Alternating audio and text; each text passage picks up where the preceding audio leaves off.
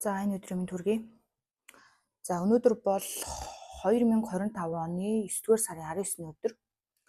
За нийгэмд болоод байгаа хүнд нөхцөл байдлыг цохон тэмдэглэхгүй тулд өдрөө инхүү хэллээ.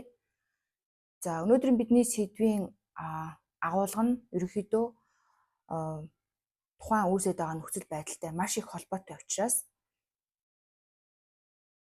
сэдвийнхаа өмнө инхүү хэлж байгааг минь зөвөр ойлгоорой.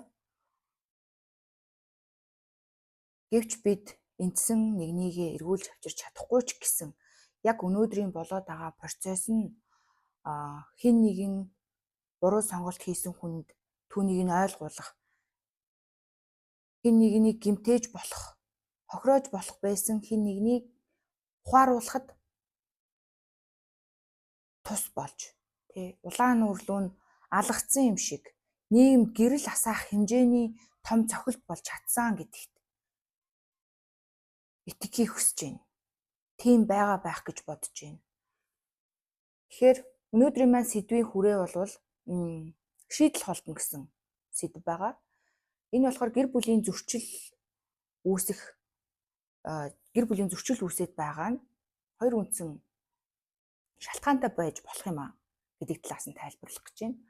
За эхнийх нь болохоор гэр бүлийн асуудал, нэг нь гэр бүлийн хүчирхийлэл гэсэн хоёр тустай ойлголт байгаа. Тэ?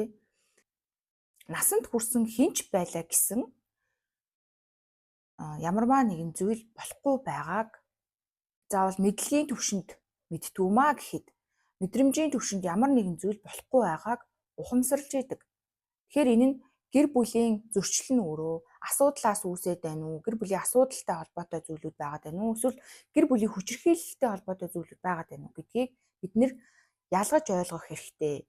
За гэр бүлийн асуудал гэдэг чинь өөрөө хоёр хүний үзэл бодол, хэрэгцээний зөрчлөөс үүсэж байгаа. Хэрвээ энийгээ даван туулж чадах юм бол гэр харилцаа улам сайжрын, улам гүнзгийрч сайн сайхан байдал руу шилжинэ гэсэн үг тийм. Гэр бүлийн хүчирхийлэл нь бол нэг талын үзэл бодол давмгайлсан хин нэгний бие болон сэтгэл зүйд үзүүлж байгаа тий уршигтай үр нөлөө үзүүлж байгаа тэр харилцаа хэлээд байгаа.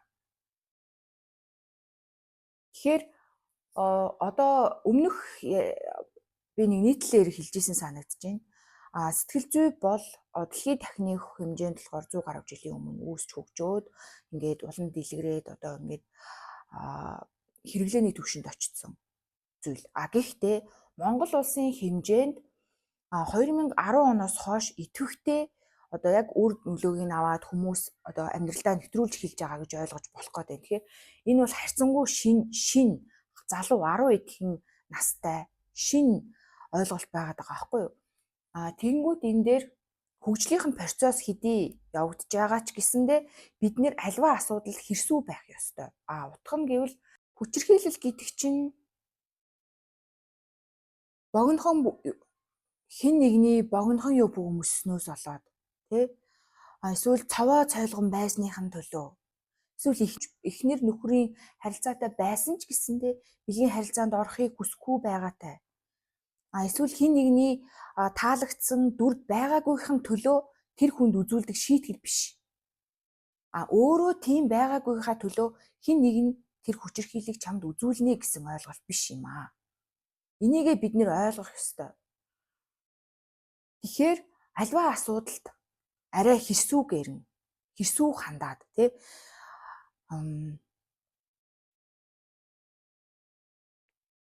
шийдвэр гаргах ёстой. Хүүхэд нь өглөө нь гарахт нь нөгөө халуураад тэгээ захиралдаа хэлсэн юм байна л да.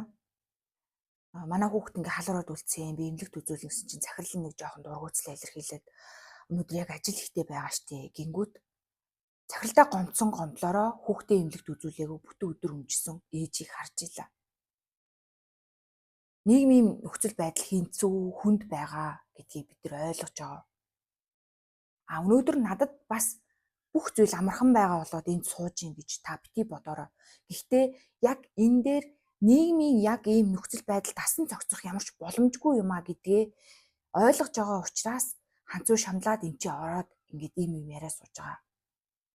би бүх асуудлаа шийдсэн болоод энчээ сууж байгаа юм биш. Тэгэхээр бидний өнөөдөр нийгмийнхаа сайн сайхны төлөө, өөр хүүхдийнхаа сайн сайхны төлөө бие сэтгэлээ зориулаад өнөөдрийнхөө амьдралыг биш ирээдүйн амьдралдаа санаа зовж нийгмийн нэг хэсэг гэдэг өнцгөөрөө хандах цаг нь болсон. Иймэрхүү нөхцөл байдал тасан зохицоод байгаа нь өөрөө айгүй аюултай санагдаж байгаа.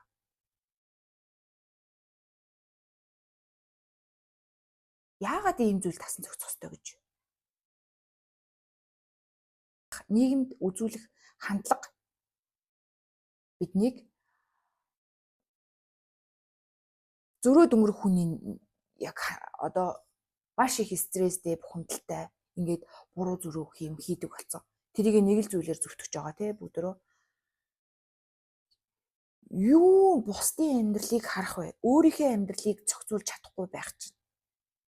Ийм үгээр өнөөдөр одоо урагшаа гიშгэж байгаа, жолоо бариа явж байгаа бүх хүмүүсээс ийм хандлага мэдрэгддэг. Тэгэхээр энэ хандлага чинь мэдрэгдэн тэгээд халдна. Өнөөдөр гэрээс ямар ч ич хүчтэй гарсан байлаа гэсэн тийм нэг хандлага ингээд эренгүүт бид нар мэдэрдэг. Тэгээд тэр нь халддаг. Нийгмээрээ энэ давлгаанд ингээд орчоод байгаа хгүй юу да. Нэгэнт бид эндсэн нэгнийхээ араас гашуутахаас өөр зүйл хийж чадахгүй ч гэсэн түүнээс даваад нийгэмд эерэг давлгаа, эерэг хандлага үүсгэхдээ гар бие оролцож чадна. Энд эргэн хүн бүрийн үүрэг оролцоо хэрэгтэй.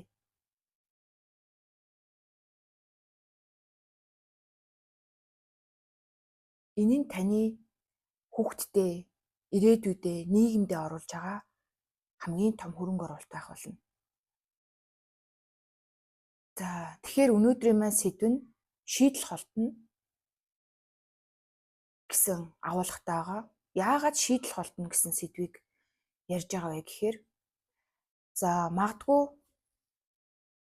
гэр бүлийн асуудлыг дэлгэх тусам ах トゥ амраг садан юу гэдгийг танил тал бүх найз нөхдөдөө дэлгэх тусам асуудал улам холдно.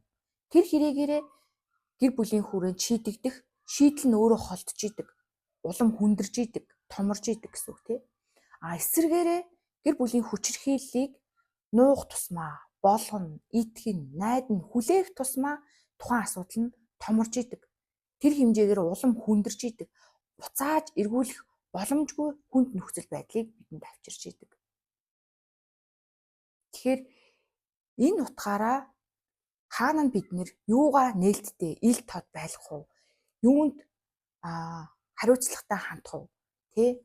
Өөрийнхөө өмнө, өрөөл бусдын өмнө илүү хариуцлагатай байхыг уриалж байна. Үүгээрээ өнөөдрийн сэдвээ өндөрлөе гэж бодож байна. Яг энэ мөчид би Санжийн зориг гуайгсны хэлсэн би монгол хүний саруул ухаанд итгэдэг. Энэ үгийг хэлэхдээ тэр хүн яг юу мэдэрч хэлснийг яс махаараа мэдрэх шиг болж байна. Тэгээ би ч гэсэндээ танд итгэж байна. Өнөөдөр хэрвээ бидний хүүхэд насанд асуудал байгаа юм бол тэрийг олоод эмчил. Өөрийгөө зүвтгөөд өөрийгөө хаацаалаад өөрийгөө өрөвдөөд явах цаг нь биш болсон. Асуудал байгаа бол тэрийг шийд. Энэ нь таны шийдвэрээр хөдлөх болно. Тэгэхээр бид насанд хүрсэн хүний хэмжээнд асуудалд хандах хэрэгтэй байна. За ингээд шинэ видеогоор уулзтал түр баяртай. Өөртөө ойрхон шорой.